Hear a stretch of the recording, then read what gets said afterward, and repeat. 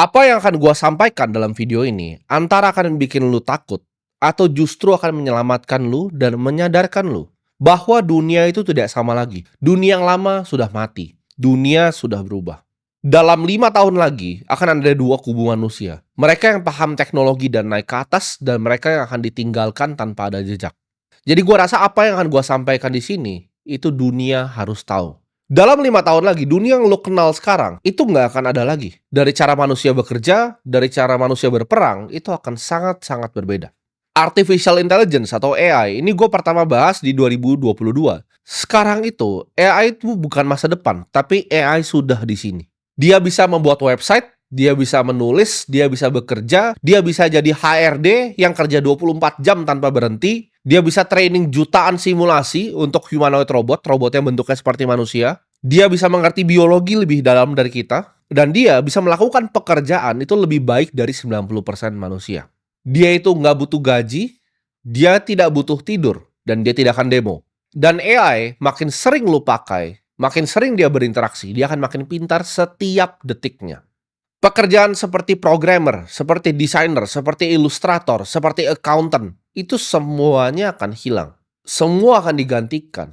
Dan masih banyak yang bertanya ke gua, lalu kerja apa? Jawabannya tidak ada pekerjaan yang lu bisa lakukan lagi. Antara lu punya sistemnya atau lu mati.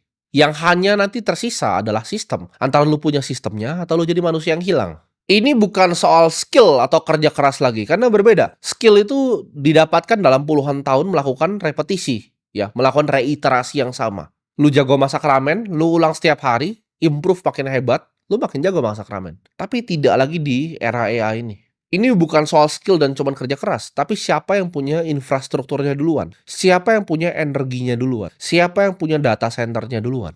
Karena makanan dari AI ini akan berbentuk energi. Rumah dari AI ini akan berbentuk data center. Dan mata uang dari AI ini akan berbentuk kripto. Siapa yang kuasain infrastrukturnya, siapa yang punya dari sekarang. Siapa juga yang bisa mengarahkan AI dan mengendalikan distribusinya seperti apa. Jadi antara lu belajar sekarang untuk memerintah AI, ya, untuk membangun mimpi lu, atau mimpi lu yang dimakan sama dia. Ketika lu sudah tidak bisa memerintahkan AI, ya, lu jadi manusia yang golongan tidak dibutuhkan, lu akan hilang tanpa jejak di sejarah. Kita ini sudah di posisi yang unik. Jadi gue sebutnya ini posisi revolusi teknologi. Yang paling baru-baru, orang protes ya, bahwa GPT model yang baru itu bisa bikin ilustrasi mirip seperti gayanya Ghibli dan gaya semua yang lainnya. Marvel bisa, Disney bisa, apapun itu dia bisa. Ilustrator banyak yang protes. Miyazaki sendiri pun protes. Tapi copyright itu adalah sebuah konsep di dunia yang lama. Ketika mereka semua protes, ini artinya apa? Revolusinya sudah sampai. Revolusinya sudah di depan mata. Pertama akan graphic designer dan ilustrator yang protes. Nextnya akan programmer yang protes. Nextnya akan guru yang protes. Karena tidak dibutuhkan lagi nanti guru. Ya, ketika AI sudah canggih, itu semua bisa self-paced learning. Dia lebih mengerti cara ngajarin lu dibanding guru terpintar dimanapun. Dia bisa semua bahasa. Alexander the Great itu jadi hebat karena dia punya guru. Lu bayangin, ya, lu punya guru sepintar Aristoteles ngajarin lu setiap hari. Lu akan jadi manusia seperti apa? Ini yang diberikan ya oleh AI. Mari kita berkaca dalam sejarah ya. Tahun 1811 di Inggris. Ketika ditemukannya mesin tekstil, apa yang terjadi? Para skilled worker-nya ya, para pekerja kasarnya yang mereka merasa berskill itu, mereka ngamuk ya. 1811. Mereka banting-banting semua mesin tekstil itu, mereka demo besar-besaran. Namun lihat, apakah mesin jahit punah? Tambah canggih, bukan? Sekarang banyak yang bahkan pabrik-pabrik yang di sini itu tidak bisa bersaing dengan manufaktur yang canggih di Cina. Jadi mereka tidak bisa bersaing dengan impor dan banyak sekali lapangan pekerjaan yang hilang. Selama 200 tahun itu cuma akan jadi makin canggih. Ada hasil nggak orang-orang goblok itu demo waktu itu? Tidak ada.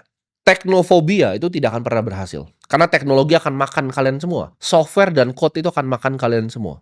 Awal 1900 ketika kereta kuda digantikan dengan mobil. Lu kira nggak ada yang protes? Orang yang ngurusin stable kudanya, peternak-peternak kudanya, yang kerja di sana di peternakannya, yang belajar cara ngatur kuda, bawa orang. Mereka protes apa? Oh, mobil berisik, mobil bahaya, tabrakan lu bisa mati. Mereka protes besar-besaran, tapi hasilnya apa? Masih ada kuda di jalan? Tidak, ini akan sama seperti ilustrator yang bacot itu nanti. Mereka itu tukang bikin kuda, ya, tukang peternak kuda. Mereka tidak akan ada lagi nanti. Ada, tapi buat kuda yang lomba lari ya. Mungkin ada beberapa yang sangat-sangat jago, top 10 gitu. Tapi mayoritas yang cupu-cupu. Seperti kalian yang nonton ini, mungkin ilustrator yang nonton ini, kalian akan digantiin. Printing press abad ke-15. Ketika ditemukan printing press, itu adalah revolusi distribusi informasi. Yang marah siapa? Banyak sekali orang. Yang tulis-tulis zaman dulu ada pekerjaan untuk ngopi buku, ya. Jadi buku itu dikopi pakai tangan. Manuskrip, ya, itu dikopi pakai tangan. Yang marah siapa? Gereja. Jadi kalau lu belajar sejarahnya printing press, yang pertama marah adalah gereja. Mereka ngerasa mereka akan kehilangan kekuasaannya ketika informasi itu bisa disebarkan lewat printing press. Karena mereka tidak bisa cuci lagi otak-otaknya. Sekarang kita lihat, apakah gereja itu punya kekuatan yang sama seperti abad 15 dan sekarang? Jawabannya tidak. Apakah ada hasilnya yang protes-protes itu? Jawabannya tidak. Teknologi itu tidak nunggu lu, teknologi itu tidak nunggu lu mau gitu lu pakai atau dia peduli sama lu demo, enggak. Ini enggak baru-baru aja, ini baru ada sesuatu yang bisa menggantikan manusia yang membuat yang namanya seni. Mau influencer-influencer bodoh ini yang nggak belajar sejarah ini komplain, nggak masalah. Karena opini mereka dalam 50 tahun lagi itu tidak akan ada. Seperti orang-orang yang protes kuda tahun 1900, 1811, abad ke-15. Ini akan dilupakan, dan orang-orang bodoh seperti ini akan dilupakan dalam sejarah dan ditertawakan dalam 100 tahun lagi. Nanti akan ada orang yang bikin video seperti ini, udah di metaverse tuh, ketawain orang-orang kayak gitu. Tapi lu kira itu seni itu baru sekarang terdisrupsi? Tahun 1990, ada band besar sekali namanya Metallica. Ketika Napster keluar, apa yang mereka lakukan? Berteriak, ya kan? Beli fisik dong, mereka berteriak, mereka pakai fansnya untuk dorong mundur. Ketika MP3 dikeluarin. Hasilnya apa? Semua musik sekarang streaming. Ya. Mereka harus menghamba ke Apple Music dan Spotify. Bukan record labelnya lagi mereka menghamba. Mereka itu push, distribusi ayo tradisional. Tapi apakah berfungsi? Apakah sekarang orang masih putar CD kah? Karena demonya Metallica? Nobody gives a fuck. Dia bahkan siapa sekarang? Orang yang mau denger lagunya sekarang itu denger dari streaming. Dibuka di YouTube. Ya. Kita mundur ke yang baru-baru. 2010. Supir taksi. Supir taksi itu demo satu dunia ketika Uber itu keluar. Mereka nggak mau adanya Uber. Itu macam-macam. Ada lawsuit dilempar. Nanti bakal sama nih. Ilustrator Miyazaki mungkin lempar lawsuit ke ChatGPT segala macam. Itu dilempar lawsuit. Lobbying partinya dorong ke US. Karena perusahaan taksi itu perusahaan-perusahaan besar. Perusahaan-perusahaan konglomerat. Ini nggak cuma di US, di seluruh dunia. Dan hasilnya apa? Nol besar. Dulu di Indo juga sama. Ojek pangkalan berantem sama ojol. Sekarang coba mana? Ojek pangkalan. Berani nggak berantem sama ojol sekarang? Karena semuanya ojol. Dulu ojol 1:100. Ada ojol, ada ojek pangkalannya berantem, ojolnya takut. Sekarang, coba. Teknologi nggak peduli lu siapa. Skill lu apa yang lu mau di dunia ini. Sekarang itu ilustrator. Nextnya akan programmer. Dan bahkan gua akan ngomong di sini. Ini mungkin sedikit ekstrim. Tapi kalau misalnya ada stakeholder yang mau dengar, gue ngomong di sini, tentara sudah tidak dibutuhkan lagi. Kenapa tentara sudah tidak dibutuhkan lagi? Perang nextnya itu akan semua drone warfare. Antara humanoid, yang mirip seperti anjing itu, bipedal, atau drone yang terbang. Jadi sisanya cuma drone lawan drone. Karena kita lihat dari di Ukraina kemarin perang, itu nggak ada manusia yang berani lawan drone terbang bawa senjata. Nggak ada manusia yang waras yang berani itu lihat ke atas. Kalau lu lihat tahun baru di Cina, itu mereka bikin drone itu bentuknya naga. Kalau itu semuanya ada senjata, mereka aja bisa bikin naga menari-menari dengan ribuan drone. Itu menurut lu kalau ditaruh senjata jadi apa? Lu masih maukah pegang senjata begitu lawan begitu? Teknologi sudah berubah. Jadi perang itu akan sangat berbeda ya. Misalnya contoh, Malaysia perang sama Singapura. Drone-nya akan dua-duanya keluar. Drone-nya akan lawan-lawanan. Ketika misalnya drone-nya Malaysia kalah, Malaysia harus langsung menyerah. Karena udah nggak dibutuhkan manusia lagi untuk bahkan men-settle dispute seperti peperangan. Jadi ke depan dunia ini akan sangat berbeda. Lu antara jadi korban dari teknologi seperti orang-orang yang protes, atau lu jadi tuannya dari teknologi, ya, yang bikin pabrik tekstilnya. Ini akan gantiin 40% lo, ya, dalam 2030. 40% pekerjaan lo akan semua digantiin. Jadi dari 280 juta penduduk Indonesia, 40% nggak akan punya kerjaan lagi di 2030. Sekarang pun udah mulai. Ini wave-nya akan mulai ya. Ketika humanoid udah mulai di shipping 2 tahun lagi, wave-nya akan mulai. Dan ini akan PHK, after PHK, after PHK. Perusahaan besar pilot, PHK, dan PHK. Antara lu bisa leverage ini untuk meningkatkan produktivitas atau digantikan, tidak ada di tengah. Zaman sekarang, perusahaan dengan karyawan yang sedikit itu bisa berkompetisi lawan perusahaan yang besar sekali. Perusahaan dengan 10 orang itu mungkin bisa menang lawan perusahaan dengan 1000 orang. Kalau perusahaan yang 10 orang, 10-10-nya itu paham cara menggunakan dan utilisasi AI. Cina itu akan menang ya dalam game manufaktur. Jadi kalau kalian mau berinvestasi, gue sarankan jangan berinvestasi di perusahaan robotik di US. Perusahaan-perusahaan menurut gue ya, seperti Vigo Robotics, seperti Tesla, itu akan kalah ke depannya dengan perusahaan-perusahaan Cina. Ini semua akan dibantai sama Cina. Teknologi memang US yang menang. Tapi kalau kita ngomong manufacturing, tidak ada yang akan pernah bisa kalahkan Cina. Jadi kalau misalnya kita lihat Figure Robotics itu valuasinya tinggi, nanti kalian lihat perusahaan-perusahaan dari Cina yang rising dalam 5 tahun lagi itu akan luar biasa besar. Perang antara negara menurut gua nggak cuma akan drone, ya. Sistemnya akan cyber. Mereka akan matikan infrastruktur penting di negara. Contoh, telco tower dimatiin. Mereka serang ledgernya bank besar di negara lain. Akibatnya apa? Orang panik. Orang nggak bisa akses nanti. Semua akan serangannya lewat cyber. Mereka akan pakai ya sosial media seperti TikTok, seperti Facebook, seperti Instagram. Untuk apa? Untuk propaganda orang-orang goblok ini. Manusia-manusia yang IQ-nya dangkal ini, itu akan dipropaganda lewat sosial media sampah ini. Ya, jadi perangnya itu nggak cuma fisik, tapi digital. Pertama itu cyber, melemahkan infrastruktur. Kedua itu akan lewat media propaganda. Dan kalau kita ngomong perang fisik, itu semua akan dilakukan oleh drone.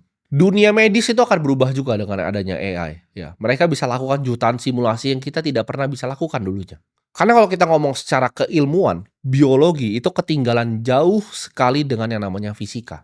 Fisika itu precise ya, hukum matematikanya. Sedangkan biologi sampai sekarang, kita itu hanya tahu sangat sedikit tentang manusia. Kita ketinggalan sekitar ratusan tahun kalau ngomong antara fisika dengan biologi. Satu sel ya, itu interacting miliaran ya, molecules. Yang kita belum paham. Kenapa? Karena keilmuannya itu gue sebut di sini adaptif ya dan non-linear. Jadi kita belum bisa figure out biologi. Kebanyakan dari operasi kita itu cuman belek dan keluarin sesuatu. We don't know shit about cell. Kalau fisika itu adalah hukum matematika yang pasti, biologi adalah mapping data yang berantakan.